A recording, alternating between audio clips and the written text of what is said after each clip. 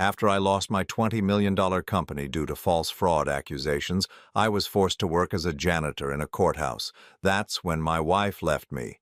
One day, a billionaire woman was abandoned by her lawyer, and I decided to defend her myself. We won the case, and what she did for me changed everything. I'm glad to have you here. Follow my story until the end and comment the city you're watching from so I can see how far my story has reached. I used to believe that hard work and integrity were enough to protect you from the world's cruelties. I was wrong. My name is Albert, and at 56 years old I learned that sometimes the people who destroy you are the ones who know you best. The ones who sit at your dinner table, who know your weaknesses, who you trust with your life. It was a Tuesday morning in March when everything fell apart. I was sitting in my corner office on the 32nd floor, reviewing quarterly reports for Morrison Industries, the construction company I had built from nothing over 23 years. $20 million in annual revenue, 350 employees, projects spanning 6 states. I had every reason to feel proud. The knock on my door came at exactly 9:45. I remember the time because I was scheduled for a 10 o'clock meeting with our biggest client. Instead, 2 FBI agents walked in, followed by my own attorney, Marcus Williams, whose face was as white as the papers he carried. "Albert Morrison?" the taller agent asked, though he clearly knew who I was. "That's me," I replied, setting down my coffee cup with hands that were already beginning to shake. "You're under arrest for embezzlement, fraud, and money laundering." The words hit me like a physical blow. I actually laughed. Not because it was funny, but because it was so absurd that my brain couldn't process it any other way. "There's been a mistake," I said, standing up. "I've never stolen a penny in my life." But there hadn't been a mistake. As they read me my rights, Marcus finally found his voice. "Albert, someone's been moving money through shell companies, large amounts. The paper trail leads directly to you." The next few hours were a blur of handcuffs, booking photos, and a holding cell that smelled like disinfectant and despair. My brother David posted bail that evening, his face grim as we drove home in silence. "Who would do this?" I asked him as we pulled into my driveway. David's hands tightened on the steering wheel. "I don't know, Albert. But whoever it is, they knew exactly what they were doing." The investigation moved quickly, too quickly. Within 2 weeks, they had frozen all my assets, seized my company, and painted me as a criminal mastermind who had been stealing from his own employees' pension fund. The media picked up the story, and suddenly Albert Morrison wasn't a respected businessman. I was a con man who had fooled everyone for decades. Vanessa, my wife of 15 years, stood by me at first. She held my hand during the initial court hearings, told reporters that she believed in my innocence. But as the evidence mounted, forged documents, fake email trails, bank records I had never seen before, I watched the doubt creep into her eyes. "They have your signature on everything," she said one evening as we sat in our living room, surrounded by legal documents. "Your passwords, your authorization codes. How is that possible if you didn't do it?" "I don't know," I admitted, and those 3 words felt like admitting defeat. "But I swear to you, Vanessa, I never stole anything." She wanted to believe me. I could see it in the way she searched my face, looking for some sign that would make everything make sense. But doubt, once it takes root, grows like a cancer. The worst part wasn't losing the money or even facing prison time. The worst part was watching my reputation crumble, seeing 23 years of honest work reduced to nothing by accusations I couldn't disprove. Former friends crossed the street to avoid me. Business partners who had shaken my hand for decades suddenly couldn't return my calls. My lawyer, Marcus, worked tirelessly to find holes in the prosecution's case, but for every lead we followed, we hit another dead end. It was as if someone had spent months, maybe years, carefully constructing this web of lies, making sure every loose thread was tied up. "Whoever did this," Marcus told me during one particularly difficult meeting, "they didn't just want to steal from you, they wanted to destroy you completely."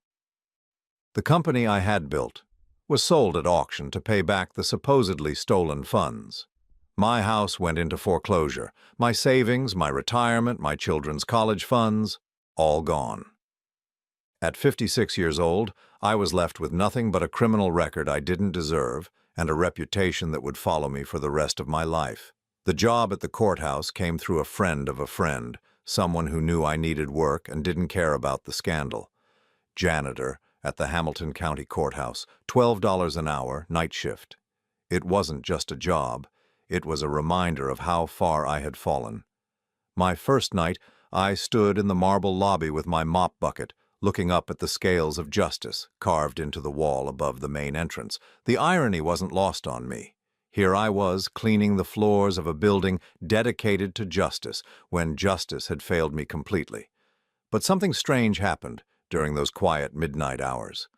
As I mopped floors and emptied trash cans, I started listening to the cases being tried during the day.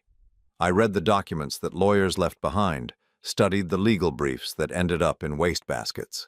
Slowly, I began to understand how the system worked, and more importantly, how it could be manipulated. The revelation came to me gradually, like a photograph developing in a darkroom. Someone with intimate knowledge of my business, my passwords, my personal habits had orchestrated this destruction. Someone who knew me well enough to forge my signatures convincingly, to predict my reactions, to stay 2 steps ahead of every move I made. Someone in my own family. The thought made me physically sick, but the more I considered it, the more it made sense.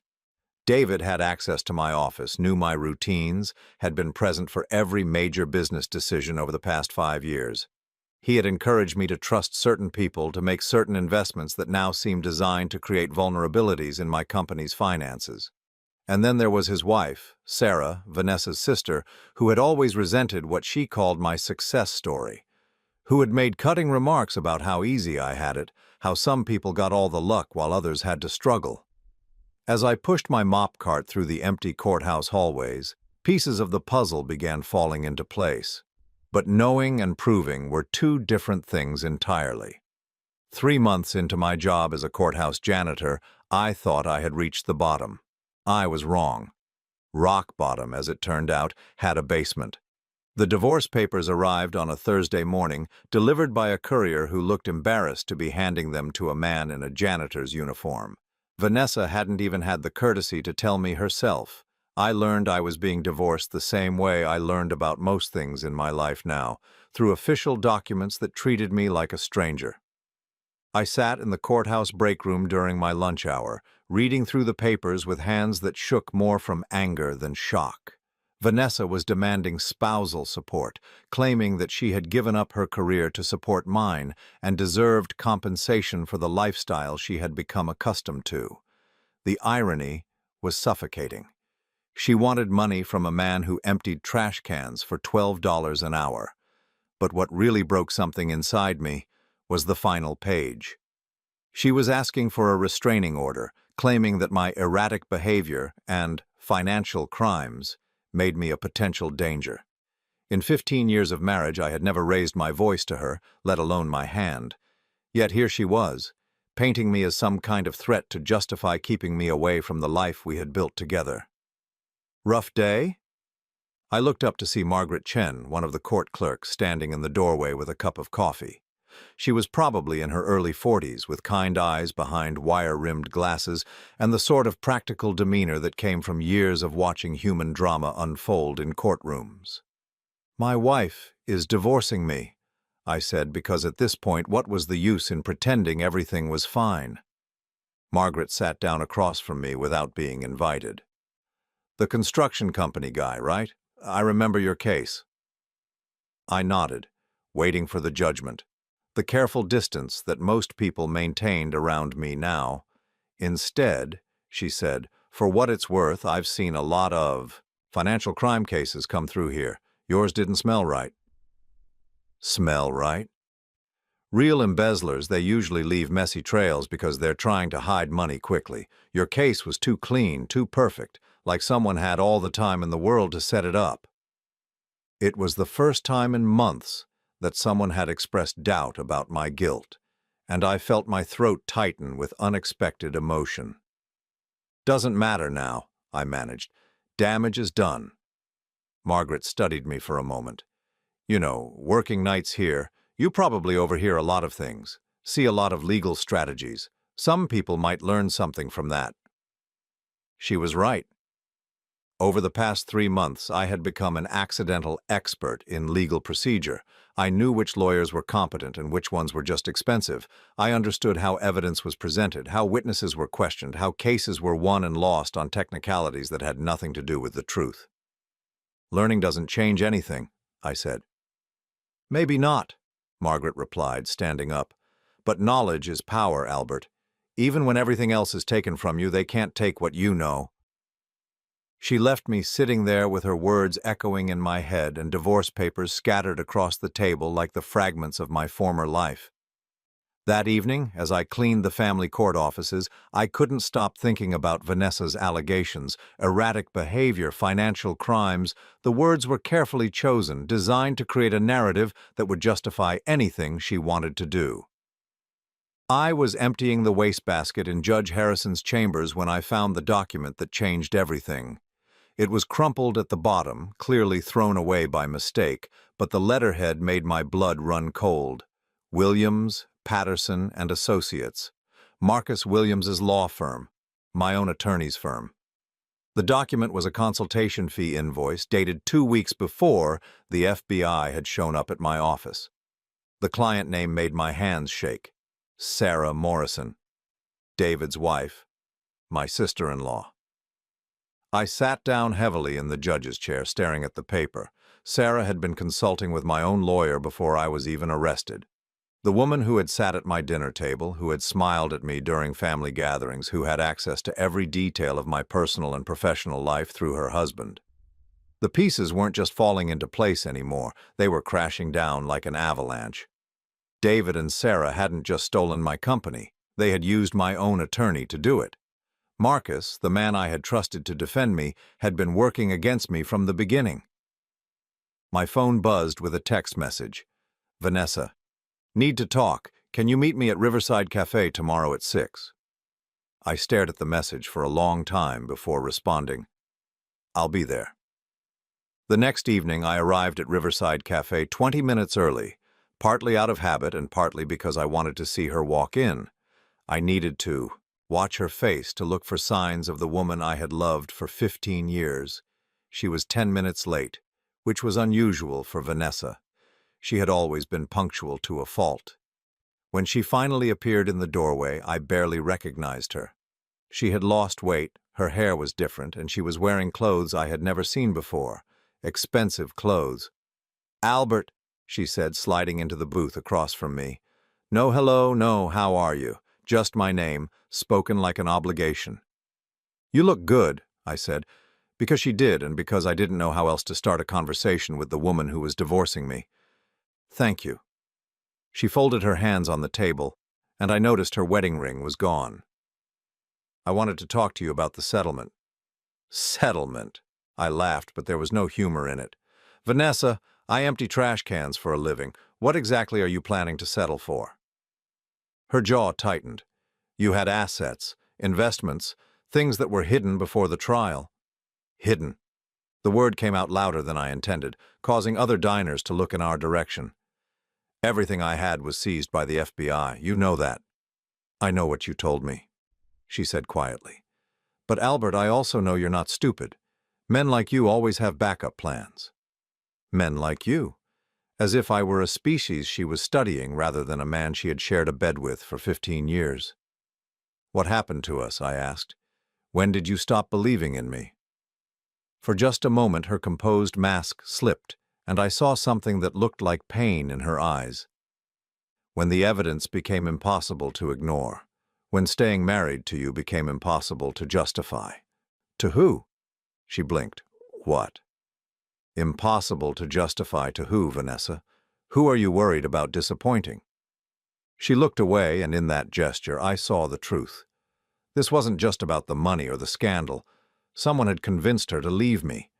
Someone had been whispering in her ear, telling her that staying with me was foolish, that she deserved better. It doesn't matter, she said finally. What matters is moving forward. Are you seeing someone? The question hung in the air between us like a landmine. Vanessa's face flushed, and she started gathering her purse. That's not relevant to our conversation. But it was relevant. It was the missing piece I hadn't even known I was looking for. Vanessa wasn't just leaving me because of the scandal. She was leaving me for someone else. Someone who had been there to comfort her during the worst period of my life. Someone who had told her exactly what she wanted to hear about her faithless, criminal husband. As she stood to leave, I grabbed her wrist gently. "Just tell me one thing. When did it start?" She looked down at my hand on her wrist, and for a second I thought she might pull away. Instead, she met my eyes. "6 months ago," she whispered. 6 months ago. 3 months before my arrest. 3 months before my... World collapsed. She had been planning her exit before I even knew I was in danger. After she left, I sat in that cafe booth for 2 hours, watching the sun set through the window and feeling something cold and hard settle in my chest. It wasn't anger exactly, and it wasn't grief, it was clarity. I had been so focused on proving my innocence that I had missed the bigger picture. This wasn't just about destroying my business, it was about destroying my entire life. My marriage, my reputation, my future. Someone had orchestrated all of it with surgical precision, but they had made one mistake. They had underestimated what I would become in the darkness they had created for me. Working the night shift at the courthouse had given me an education I never expected. Not just in legal procedures and court protocols, but in reading people. You learn a lot about human nature when you're invisible, when people talk around you as if you don't exist. So when Helena Blackwood walked into courtroom 7 on a Tuesday morning in October, I knew immediately that she was different from the usual parade of defendants who passed through these halls. I was cleaning the gallery when she entered, flanked by 2 attorneys who looked like they'd rather be anywhere else. Helena Blackwood was 62 years old, according to the case file I'd glimpsed, but she carried herself with the kind of confidence that made age irrelevant. Her silver hair was pulled back in a perfect chignon, her navy suit was clearly custom-made, and her posture suggested she was accustomed to being the most powerful person in any room. What struck me most, though, was her eyes. They held the same expression I'd seen in my own mirror for months, the look of someone who had been betrayed by people they trusted. The case against Helena Blackwood had been making headlines for weeks. She was accused of manipulating real estate markets, using insider information to drive up property values in specific neighborhoods before selling at massive profits. The prosecution claimed she had bilked investors out of nearly $15 million over a 3-year period. But as I listened to the proceedings from my position near the back of the courtroom, something felt wrong. The evidence was too neat, too convenient. It reminded me of my own case, a perfect paper trail that told a story, but not necessarily the truth. Helena's lead attorney, Jonathan Reeves, was one of the most expensive lawyers in the state. I'd seen him in action before, and he was usually sharp, aggressive, confident. Today he seemed distracted, almost disinterested. He barely objected to the prosecution's evidence, asked softball questions during cross-examination, and appeared to be going through the motions. During the lunch recess, I was cleaning the defendant's consultation room when I overheard a conversation that made my blood run cold. "The partnership agreement is very clear, Mrs. Blackwood," Reeves was saying, his voice carrying the tone of a man delivering bad news. "If you're convicted, your shares in Blackwood Properties automatically transfer to the other partners." "That's convenient," Helena replied, her voice dry as dust, "especially since those partners are the ones who provided most of the evidence against me. I'm simply advising you of the legal realities." "No, Jonathan, you're advising me to accept defeat. There's a difference." I paused in my cleaning, pretending to organize supplies while listening intently. "Helena, be realistic. The evidence is overwhelming. The best we can hope for is a plea bargain that keeps you out of federal prison. The evidence is fabricated. That's not for us to determine. That's for the jury to decide. Based on the defense you present, which so far has been pathetic." There was a long silence, then Reeves spoke again, his voice colder now. "Perhaps you should consider finding new representation if you're dissatisfied with my performance." "Perhaps I should?" I heard chairs scraping against the floor, footsteps, and then the door opened. Reeves walked out first, already pulling out his cell phone. A few minutes later, Helena emerged, looking like a woman who had just realized she was completely alone. That evening, I was cleaning the courthouse library when Helena appeared in the doorway. She looked exhausted, her perfect composure finally cracking around the edges. "Excuse me," she said, and I turned around, surprised to be directly addressed by anyone involved in the proceedings. "Yes, ma'am?" "You're here every night, aren't you? Cleaning, listening?" I nodded, uncertain where this was going. "What's your name?" Albert Morrison." Her eyes widened slightly. "Morrison Industries. I remember reading about your case." Heat flushed my cheeks. Even here, even now, my past followed me like a shadow. "I'm sorry," she said quickly. "I didn't mean to make you uncomfortable. It's just that I remember thinking at the time that something about your case seemed off." "Off how?" Helena looked around the empty library, then stepped inside and closed the door behind her. "I've been in business for 40 years, she said. "I've seen real financial crime, real embezzlement. Your case was too clean, too perfect. Real criminals make mistakes, leave loose ends. Your case read like someone had spent months making sure every detail was airtight." It was almost exactly what Margaret Chen had said months earlier, but hearing it from someone who understood business the way Helena did carried more weight. "Why are you telling me this?" I asked. She was quiet for a moment, then said, "Because I think we might have the same problem." "Meaning?" "Meaning I think someone is trying to destroy me using the same playbook they used on you." I set down my cleaning supplies and gave her my full attention. "My business partners," she continued, "Stephen Mills and Richard Torres, have been pushing me to retire for the past 2 years. Said I was getting too old, making bad decisions, holding the company back. When I refused, strange things started happening. Contracts went missing, deals fell through at the last minute, financial records were altered." "Did you confront them?" "Of course, they acted shocked, concerned, suggested I might be having memory issues. Stephen even recommended I see a neurologist." Her laugh was bitter. 40 years of building a company worth hundreds of millions of dollars, and suddenly I'm too senile to remember my own business decisions. But you remembered everything. Every detail, every conversation, every decision, every document, which is how I know the evidence in this case is fake." I found myself leaning forward, drawn into her story despite myself. 3 months ago, Stephen came to me with what he called a generous buyout offer. $50 million for my 70% stake in the company. When I told him it was worth closer to $200 million, he said I was being unrealistic about the company's value. And then you were arrested. 2 weeks later, funny how that works. We stood there in silence for a moment. Two people who had been systematically destroyed by people they trusted.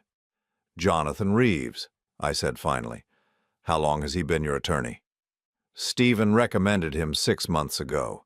Said I needed someone who specialized in financial crime defense." Helena's eyes sharpened. "Why do you ask?"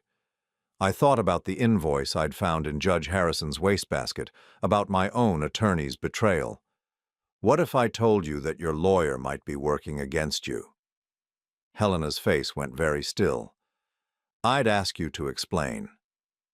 I told her about Marcus Williams, about finding the consultation invoice with Sarah's name on it, about how my own defense had been sabotaged from the inside. "It's the perfect crime," I concluded. "They don't just steal from you, they make you complicit in your own destruction. They use your own lawyer to make sure you can't fight back effectively." Helena was quiet for a long time, processing what I'd told her. "If you're right," she said finally, "then I'm going to be convicted. My shares will transfer to Stephen and Richard, and they'll have successfully stolen a company worth hundreds of millions of dollars. Unless we do something about it." The words came out before I could stop them. Helena raised an eyebrow. "We." I thought about the months I'd spent learning legal procedure, studying case law, watching competent attorneys work.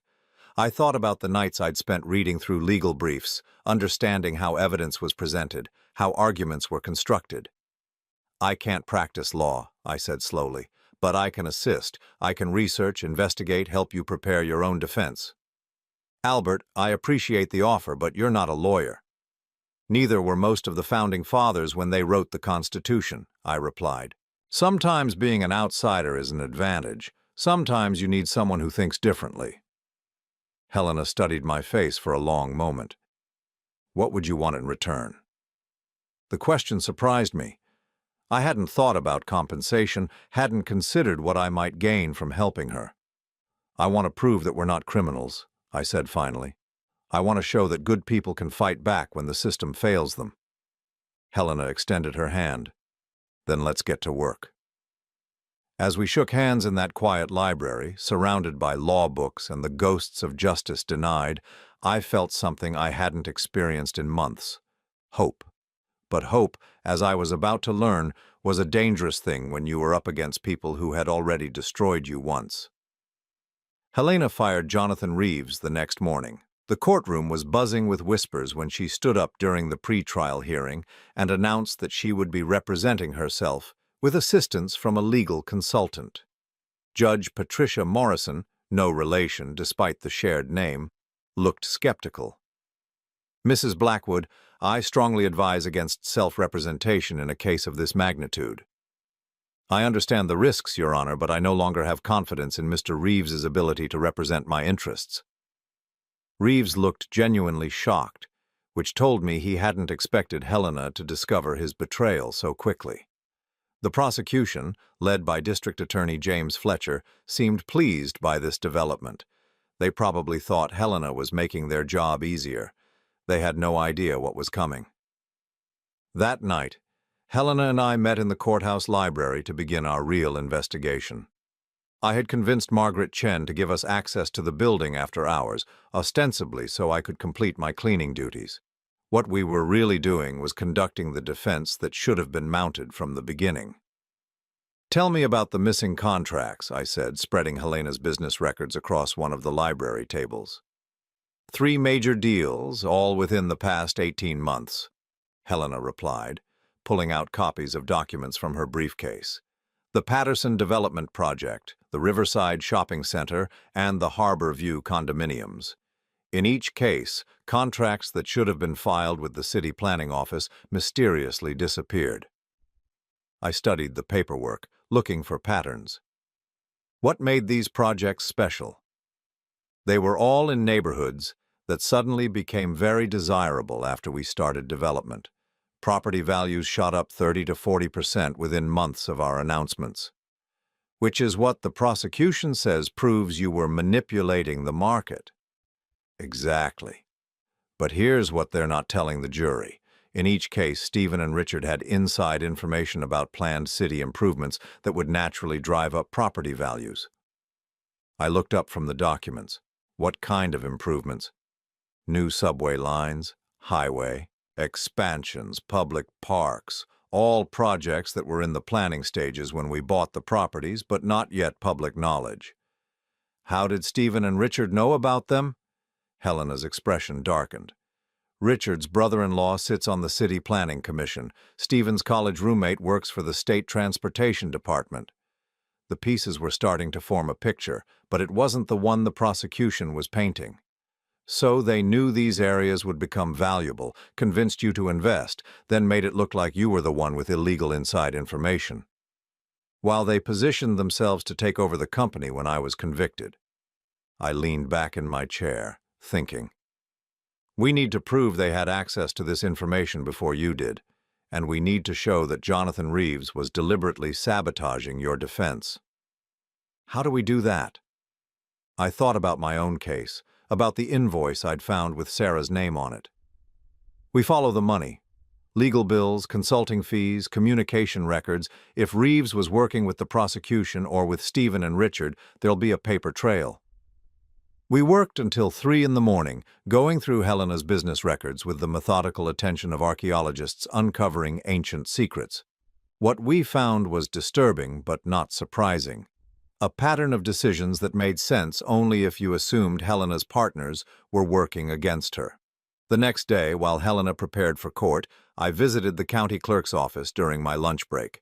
Working at the courthouse had its advantages. I knew which clerks were helpful and which ones would look the other way if you needed to access public records that weren't technically public yet.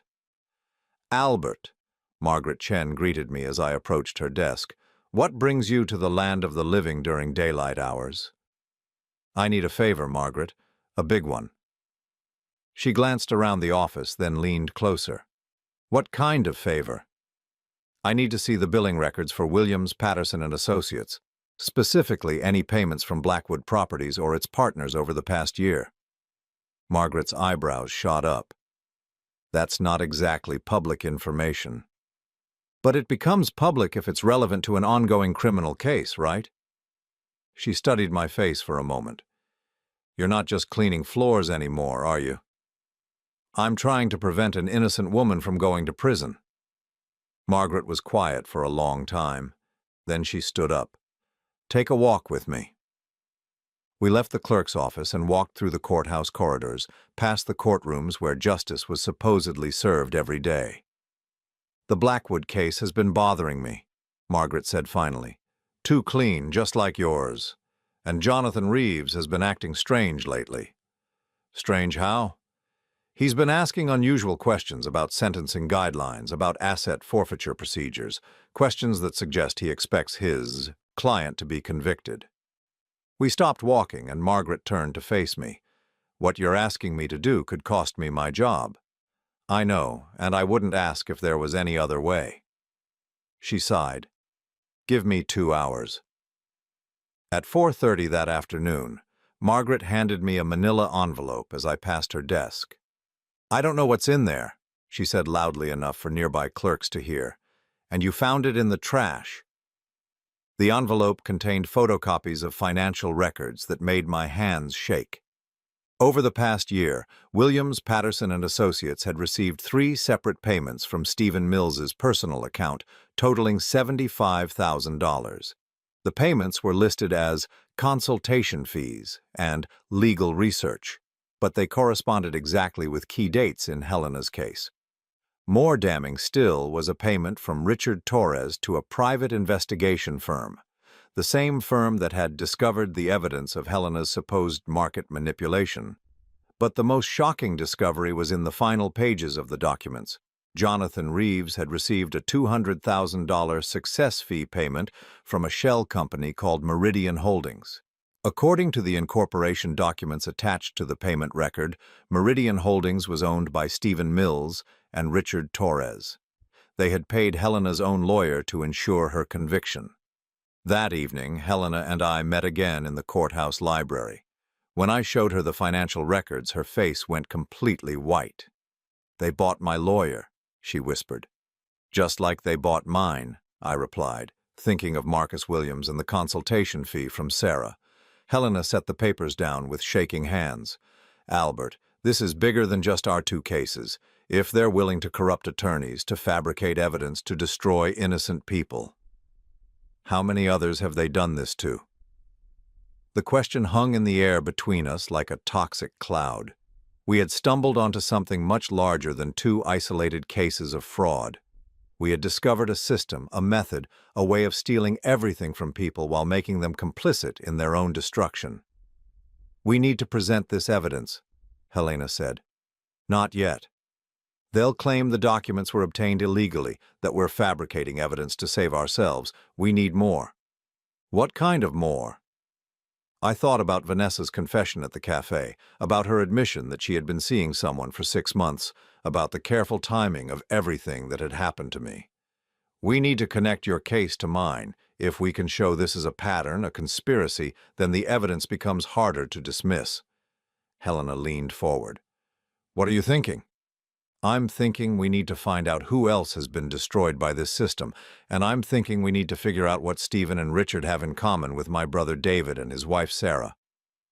As if summoned by my words, my phone buzzed with a text message. It was from a number I didn't recognize, but the message made my blood run cold. "Stop digging or you'll end up worse than broke. You'll end up dead." Helena saw my expression change. "What is it?" I showed her the text. She read it twice, then looked up at me with determination in her eyes. "They're scared. she said. Good. Scared people make mistakes.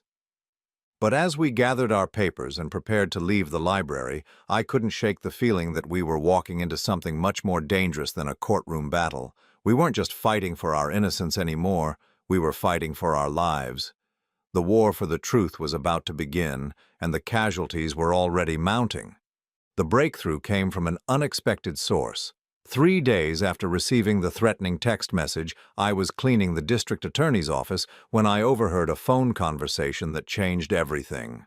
James Fletcher, the prosecutor handling Helena's case, was working late, his office door slightly ajar as he spoke in hushed tones to someone on the phone. The Morrison case was perfect, he was saying. Clean conviction, full asset recovery, no appeals. We should be able to replicate that success with Blackwood. I froze, my mop halfway across the floor. He was talking about my case as if it were a template, a model to be copied. Yes, the same legal team, Fletcher continued.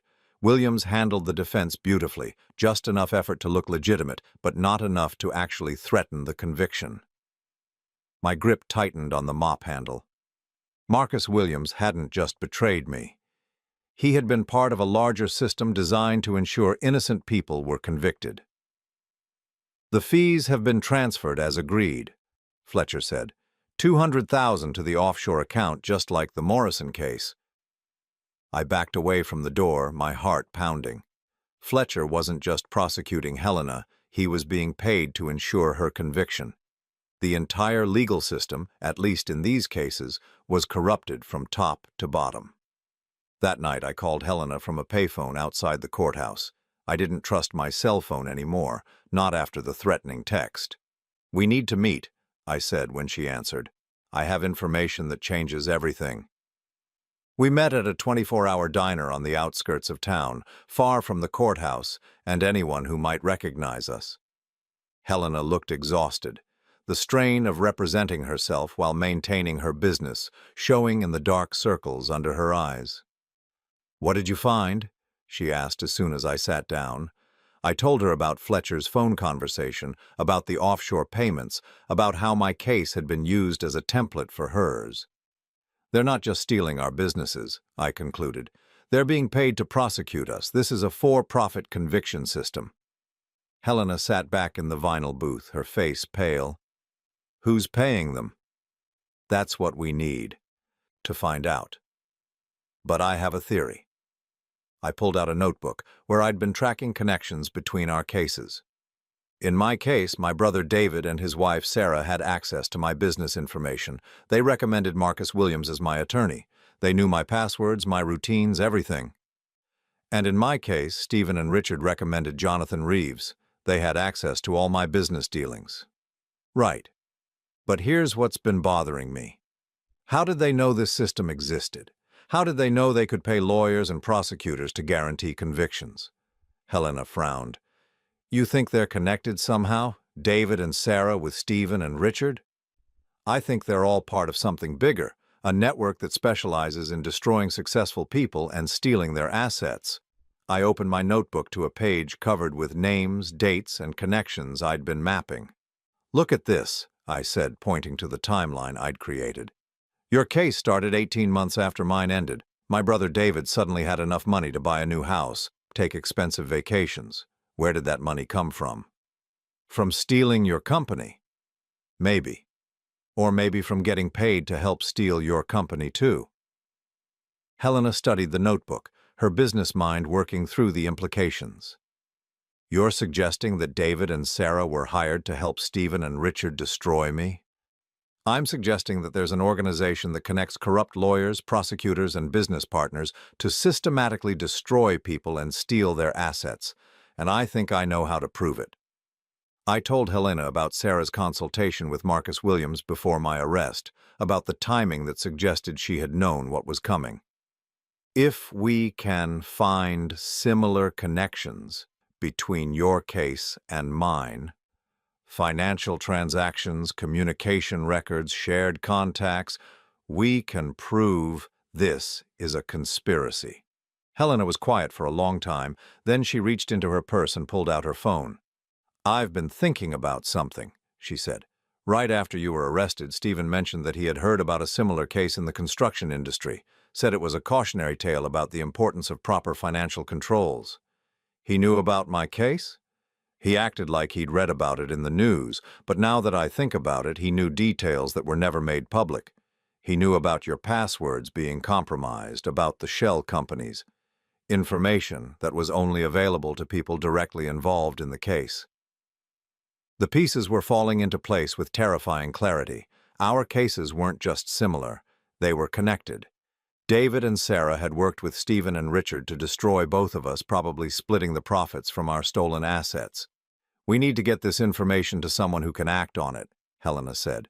Who? Fletcher is corrupt, our lawyers are corrupt, who can we trust? Helena was quiet for a moment. Then her eyes lit up. Judge Morrison. She's been presiding over my case, and she's known for her integrity. If we can present this evidence properly in a way that forces her to act, she'll have to investigate. The corruption would be too obvious to ignore. We spent the next hour planning our strategy. Helena would file a motion to dismiss the charges based on prosecutorial misconduct. During the hearing, we would present the evidence of corruption, the connections between our cases, and the financial records showing payments to lawyers and prosecutors. It was risky. If we were wrong, if we couldn't prove our allegations, Helena would certainly be convicted, and I would probably be charged with obstruction of justice. But if we were right, we could expose a conspiracy that had destroyed dozens of innocent people. The hearing was scheduled for the following Friday. Helena filed her motion on Wednesday, causing a firestorm of activity in the prosecutor's office. Fletcher tried to have the motion dismissed without a hearing, claiming it was frivolous and designed to delay the trial. Judge Morrison, however, was intrigued enough by Helena's allegations to schedule an immediate hearing. Thursday night, as I was finishing my cleaning rounds, I found another threatening message. This one slipped under my apartment door. Last warning, drop this or face the consequences. But it was too late for warnings. We had gone too far to turn back now. Friday morning arrived gray and drizzly, matching my mood as I sat in the gallery of Courtroom 7, watching Helena prepare for what might be the most important legal argument of both our lives. She had spent the previous night organizing evidence, preparing her presentation, transforming herself from defendant to prosecutor. Fletcher sat at the prosecution table, flanked by two assistants, his confidence seemingly unshaken by Helena's allegations. But I noticed he kept checking his phone, as if waiting for instructions from someone. Your Honor, Helena began when Judge Morrison called the hearing to order, I am here today to expose a conspiracy that goes to the very heart of our legal system. The charges against me are not the result of a legitimate investigation. They are the product of a for-profit conviction scheme that has been operating in this jurisdiction for at least 2 years. Fletcher jumped to his feet. Objection, Your Honor. These are serious allegations being made without any foundation. I have evidence, Your Honor, Helena replied calmly. Financial records, communication logs, and testimony from another victim of this same conspiracy. Judge Morrison looked intrigued. Present your evidence, Mrs. Blackwood.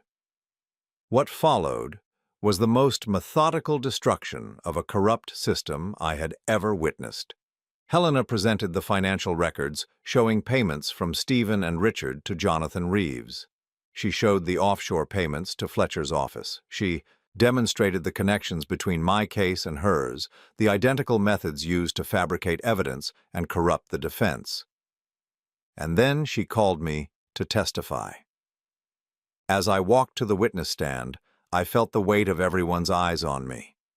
The janitor who dared to challenge the system, the convicted felon who claimed innocence, but I wasn't those things anymore. I was a man who had discovered the truth, and I was going to make sure it was heard. Mr. Morrison, Helena said after I was sworn in, please tell the court about your experience with attorney Marcus Williams. I told them everything. About the consultation fee paid by Sarah before my arrest, about Williams's deliberate sabotage of my defense, about the connections between my case and Helena's that proved we were both victims of the same conspiracy. Fletcher tried to discredit my testimony, but the financial records spoke for themselves. When Helena presented the bank statements showing identical payment patterns in both cases, the courtroom fell silent. Judge Morrison studied the evidence for a long time before speaking. "Mr. Fletcher, these allegations are extremely serious. Do you have an explanation for the financial connections between your office and the defendant's business partners?" Fletcher's confidence finally cracked. "Your Honor, these allegations are completely unfounded." "The bank records suggest otherwise," Judge Morrison replied coldly. "Mrs. Blackwood, I am granting your motion to dismiss. Furthermore, I am ordering a full investigation into the prosecutorial misconduct alleged in your filing." The courtroom erupted. Fletcher's face went white as he realized his career was over. Stephen Mills and Richard Torres, who had been sitting in the gallery expecting to watch Helena's conviction, rushed toward the exit. But they didn't make it. FBI agents, alerted by Judge Morrison's preliminary review of our evidence, were waiting in the hallway. As I watched them being led away in handcuffs, I felt something I hadn't experienced in over a year: vindication. Not just for Helena and me, but for every innocent person who had been destroyed by this system. The truth had finally won. 6 months after Helena's charges were dismissed, I stood in the penthouse office of Blackwood Industries, looking out over the city where I had once lost everything. The view was spectacular, but what made it truly beautiful was knowing that I had earned my place here through truth, not theft. The FBI investigation that followed Judge Morrison's order had unraveled a conspiracy that reached far beyond our 2 cases. David and Sarah, Stephen Mills and Richard Torres, Marcus Williams and Jonathan Reeves, District Attorney James Fletcher. They were all part of a network that had been operating for nearly 5 years, systematically destroying successful business owners and splitting the profits from their stolen assets. 23 cases were overturned. 23 innocent people had their convictions vacated, their reputations restored, their lives given back to them. The monetary damages exceeded $100 million, but the human cost was incalculable. David and Sarah were sentenced to 15 years in federal prison for racketeering and conspiracy. During the trial, the details of their betrayal became public. They had been recruited into the conspiracy through Stephen Mills, who had been looking for someone with access to a successful construction company. David's gambling debts and Sarah's resentment of my success made them perfect targets for recruitment. They had received $2 million for their role in destroying Morrison Industries, $2 million for betraying their own family. Marcus Williams was disbarred and sentenced to 10 years. Jonathan Reeves received 12 years. James Fletcher got 20 years and lost his law license. The offshore accounts they had used to hide their payments were seized and distributed to their victims. But perhaps the most satisfying moment came when Vanessa's divorce attorney contacted Helena to discuss my financial situation. Apparently, Vanessa had been expecting to receive half of my hidden assets as part of the divorce settlement.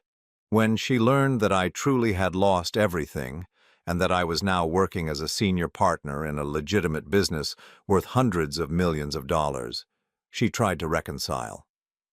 The letter arrived on a Tuesday morning, delivered to Helena's office, where I now worked as Executive Vice President of Legal Affairs. It was 3 pages long, filled with apologies and explanations and requests for a second chance. I read it once, then fed it into the shredder beside my desk. Some wounds heal, some betrayals can be forgiven, but some bridges once burned can never be rebuilt. Helena knocked on my office door as I was finishing the last of the day's contracts. "How are you feeling about tomorrow?" she asked. Tomorrow was the reopening ceremony for Morrison Industries. With the conspiracy exposed and my innocence proven, the company's assets had been returned to me. More importantly, Helena had agreed to become my business partner, combining her real estate expertise with my construction knowledge to create something bigger than either of us could have built alone. "Nervous," I admitted. "It's been 2 years since I walked into that building as the owner." "You're not the same man who walked out," Helena observed. "Neither of us is the same person we were when this started." She was right. The Albert Morrison who had been arrested 2 years ago had been successful but naive, trusting but vulnerable. The man I had become understood that success meant nothing without the wisdom to protect it, that trust was a luxury that had to be earned, not given. "The employees want to throw a welcome-back party," Helena continued. "Margaret Chen has been organizing it. Apparently half the courthouse staff wants to attend." I smiled at that. Margaret had been instrumental in exposing the conspiracy, and Judge Morrison had personally commended her for her courage in helping us gather evidence.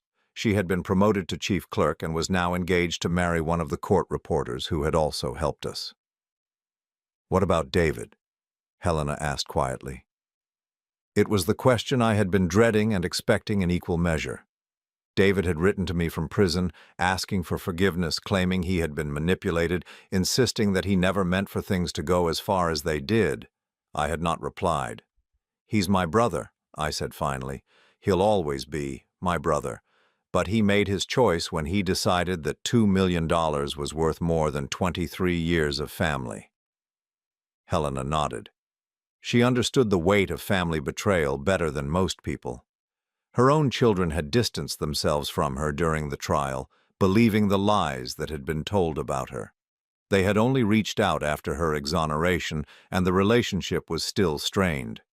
"Sometimes," she said, "the family you choose is more loyal than the family you're born with." I thought about the team we had built together over the past 6 months, former employees of Morrison Industries who had believed in my innocence and waited for my return. New employees who joined us because they wanted to work for a company built on integrity rather than corruption. Margaret Chen, who had left the courthouse to become our Director of Legal Compliance. We had created something that was more than a business. We had created a family based on trust that had been tested and proven. The next morning, I stood in front of the Morrison Industries building, watching as workers installed the new sign, Morrison Blackwood Development. The morning sun reflected off the glass facade, making the building shine like a beacon. A small crowd had gathered for the ceremony, former employees, courthouse staff, reporters, and even some of the other victims of the conspiracy who had become friends over the past months of legal proceedings and recovery. Judge Morrison, who had taken a personal interest in our case, was there to cut the ribbon. "This building," she said as the cameras rolled, "represents more than the restoration of a business. It represents the triumph of truth over corruption, of justice over greed." As the ribbon fell away and the crowd applauded, I felt a sense of completion that I had never expected to experience again, not just because I had gotten my company back, but because I had proven that good people could fight back against a corrupt system and win. Helena and I walked into the building together, past the lobby where I had been arrested 2 years earlier, up the elevator to the executive floor where I had once sat powerless as my life crumbled around me. My new office was larger than my old one, with a view of the city that stretched to the horizon. On my desk was a framed copy of Judge Morrison's order dismissing Helena's charges, not because it represented victory, but because it represented the moment when truth finally overcame lies. There was also a letter from the FBI informing me that their investigation had uncovered 3 more similar conspiracies operating in other states. The model that had been used to destroy Helena and me was apparently being replicated across the country, targeting successful business owners who could be isolated and discredited. But now law enforcement knew what to look for. The pattern had been identified, the methods exposed. Other innocent people would be saved from the fate that had befallen us. That evening, Helena and I sat in my office after the last employee had gone home, sharing a bottle of wine and watching the sun set over the city we now helped to build. "Do you ever wonder what would have happened if you hadn't been working at the courthouse that night?" Helena asked. I considered the question. "I think you would have figured it out eventually. You're too smart to stay fooled forever." "Maybe, but it might have taken too long. I might have been convicted, spent years in prison, lost everything. And I might have spent the rest of my life as a janitor, bitter and broken, never knowing the truth about what happened to me." We sat in comfortable silence for a while, Two people who had found each other in the darkness and fought their way back to the light together. "Albert," Helena said finally, "I want to ask you something." "What's that?" "Are you happy?" The question surprised me. I thought about happiness, not the simple contentment I had felt before my arrest, but the deeper satisfaction that came from surviving the worst thing that could happen to you and emerging stronger. "Yes," I said, and meant it. "I'm happy." I was happy because I had learned that justice, while slow and sometimes imperfect, could still triumph over corruption. I was happy because I had discovered that losing everything material could lead to gaining something more valuable, the knowledge of who you really are when everything else is stripped away. Most of all, I was happy because I had proven that good people don't have to accept injustice quietly. Sometimes, when the system fails you, you have to fight back. Sometimes when everyone tells you that you're powerless, you have to find your own power. Sometimes when they try to destroy you, you have to rebuild yourself into something stronger than they ever imagined you could be. The janitor who had cleaned the floors of the courthouse was gone. In his place stood a man who understood that true strength came not from never falling, but from getting back up when everyone expected you to stay down. The weight of injustice had nearly crushed me. But in the end, it had only made me stronger.